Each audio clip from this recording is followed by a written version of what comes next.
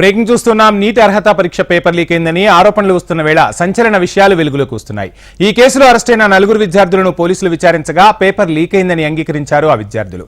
తమకు వచ్చిన క్వశ్చన్ పేపర్లోని ప్రశ్నలు వాస్తవ ప్రశ్నాపత్రంలోని ప్రశ్నలతో సరిపోలిందని పోలీసుల ఎదుట ఒప్పుకున్నారు. దీంతో పేపర్ లీక్ కేసుపై విచారణను వేగవంతం చేశారు బీహార్ పోలీసులు. మరోవైపు యూజీసీ నెట్ పరీక్షను రద్దు చేసినట్లే నీట్ పరీక్షను కూడా రద్దు చేయాలని విపక్ష రాజకీయ పార్టీలు, విద్యార్థుల తల్లిదండ్రులు పెద్ద ఎత్తున డిమాండ్ చేస్తున్నారు.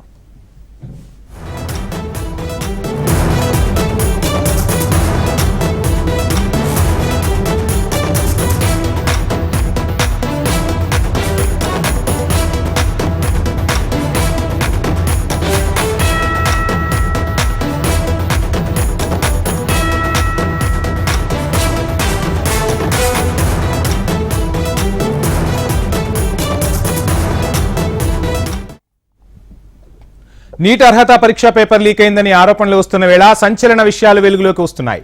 ఈ కేసులో అరెస్టైన 4 విద్యార్థులను పోలీసులు విచారించగా పేపర్ లీక్ అయిందని అంగీకరించారు ఆ విద్యార్థులు. తమకు వచ్చిన క్వశ్చన్ పేపర్లోని ప్రశ్నలు వాస్తవ ప్రశ్నాపత్రంలోని ప్రశ్నలతో సరిపోలిందని పోలీసుల ఎదుట ఒప్పుకున్నారు. దీంతో పేపర్ లీక్ కేసు విచారణను వేగవంతం చేశారు పోలీసులు. మరోవైపు యూజీసీ నెట్ పరీక్షను రద్దు చేసినట్లే నీట్ పరీక్షను కూడా రద్దు చేయాలని విపక్ష రాజకీయ పార్టీలు, విద్యార్థుల తల్లిదండ్రులు డిమాండ్ చేస్తున్నారు.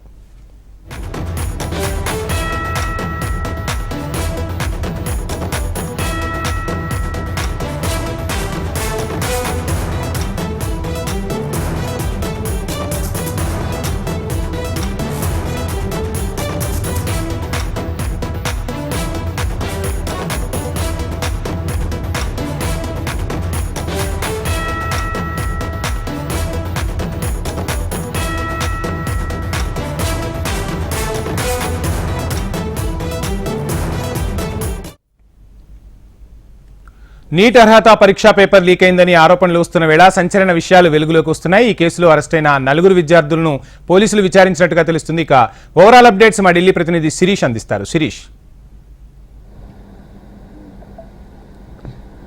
వంశీ, నరేంద్ర మోడీ 3.0 ప్రభుత్వం అధికారం చేపట్టిన తర్వాత వరుస కష్టాలంటి కూడా ప్రారంభమయ్యాయి. రైల్వే శాఖ మంత్రి ఛార్జ్ తీసుకున్న 2-3 రోజులకే పశ్చిమ బెంగాల్లో గూడ్స్ రైలు, ప్యాసింజర్ రైలు ఎక్స్ప్రెస్ ఢీకున్న ఘటనలో దాదాపు 10 మంది పైగా చనిపోయారు. అయితే దానికి బాధ్యత వహిస్తూ రైల్వే శాఖ మంత్రి రాజీనామా చేయాలని చెప్పేసి విపక్షాలు డిమాండ్ని కూడా రేజ్ చేశాయి. అయితే ఆ అంశం పక్కన పెడితే తాజాగా ఏదైతే నీటి పరీక్ష పైన పెద్ద ఎత్తున గందరగోళం అనేది కూడా చెలరేగింది. అయితే గతంలో మానవ వనరుల అభివృద్ధి శాఖ మంత్రిగా ధర్మేంద్ర ప్రధాన్ బాధ్యతలు స్వీకరించారు. మళ్ళీ అతనికే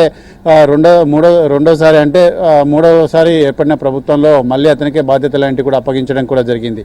సో ఈ నేపథ్యంలో వచ్చి రాగానే ధర్మేంద్ర ప్రధాన్ నిర్వర్తిస్తున్న మానవ వనరుల అభివృద్ధి శాఖకు సంబంధించి కూడా ప్రస్తుతం ఇష్యూ అనేది కూడా ప్రారంభమైంది.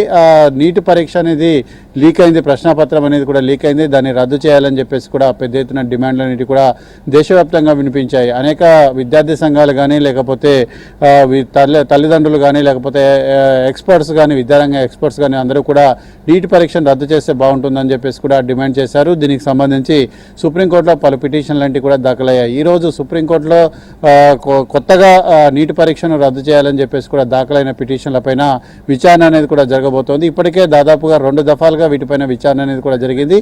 అయితే గ్రేస్ మార్కులు కలపడం పట్ల కూడా పెద్ద ఎత్తున వివాదం అనేది కూడా చెలరిగింది. ఒకవైపున గ్రేస్ మార్కులు కలపడంతో పాటుగా మరొక వైపున నీటి పరీక్ష అనేది కూడా లీక్ అయింది కాబట్టి దాన్ని రద్దు చేయాలని చెప్పేసి పిటిషన్లు దాఖలైనప్పటికీ కూడా పిటిషన్లను సుప్రీంకోర్టు తోసిపుచ్చడం కూడా జరిగింది. నీటి పరీక్షను రద్దు చేయాల్సిన అవసరం లేదు, ఎవరికైతే గ్రేస్ మార్కులు కలిపారో వాళ్ళకి మళ్ళీ ప్రత్యేకంగా పరీక్ష అనేది కూడా నిర్వహించి జూలై 8వ తారీఖు నుంచి కౌన్సిలింగ్ అనేది కూడా ప్రారంభించాలని చెప్పేసి కూడా సుప్రీంకోర్టు ఆదేశాలంటూ కూడా ఇచ్చింది. అయితే ఈ నేపథ్యంలో ఈరోజు బీహార్ పోలీసులు ఈ విషయంలో కొంత ముందడుగు వేశారు. అయితే బీహార్లో ప్రశ్నాపత్రం అనేది కూడా లీక్ అయింది. బీహార్, హర్యానా రాష్ట్రాల్లోని ఆరోపణలు కూడా వినిపిస్తున్నాయి.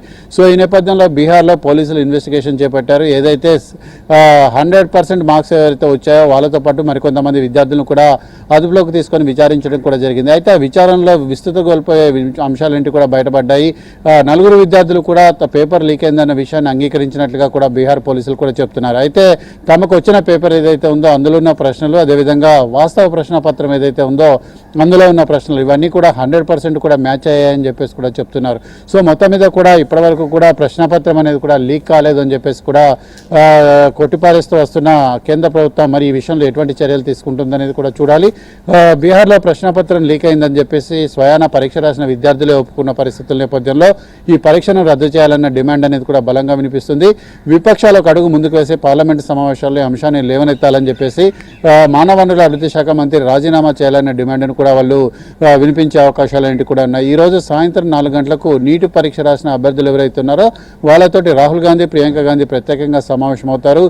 నీటి పరీక్ష విధానం జరిగిన తీరు, అందులో అవకతవకలు, విద్యార్థుల యొక్క గ్రీవియన్సెస్ ఏవైతే ఉన్నాయో వాటన్నింటినీ కూడా వాళ్ళు పరిగణలోకి తీసుకుంటారు.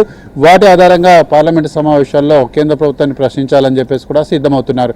నిన్న నీటి పరీక్షను పక్కన పెడితే ఈ నీటి పరీక్షను, నెట్ పరీక్ష ఇవి రెండింటినీ కూడా నేషనల్ టెస్టింగ్ ఏజెన్సీ అనేది కూడా తీసుకురావడం కూడా జరిగింది.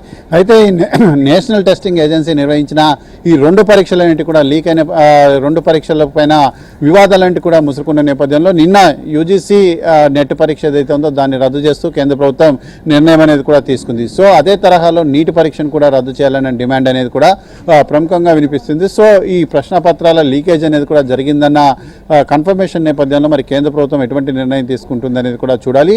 అయితే మొత్తం అసలు పరీక్షా విధానాన్ని మొత్తం రద్దు చేసి తాజాగా పరీక్షలు నిర్వహించాలని చెప్పేసి కొత్తగా డిమాండ్లన్నిటి కూడా వినిపిస్తున్నాయి. కాంగ్రెస్ పార్టీతో పాటు ఇతర రాజకీయ పార్టీలన్నీ కూడా టేకప్ చేస్తున్నాయి. విద్యార్థి సంఘాలు కూడా పెద్ద ఎత్తున ఆందోళనలన్నిటి కూడా చేస్తున్నాయి. సో ఈ నేపథ్యంలో మరి కేంద్ర ప్రభుత్వం ఎటువంటి స్టెప్ తీసుకోబోతుంది అనేది కూడా చూడాలి. ఈరోజు సుప్రీంకోర్టులో మరికొద్దిసేపట్లో విచారణ అనేది కూడా ఉంది కాబట్టి సుప్రీంకోర్టు ఈ అంశాన్ని కూడా పరిగణలోకి తీసుకుంటుందా లేదా అనేది కూడా చూడాల్సింది వంశీ. Thank you Sirish.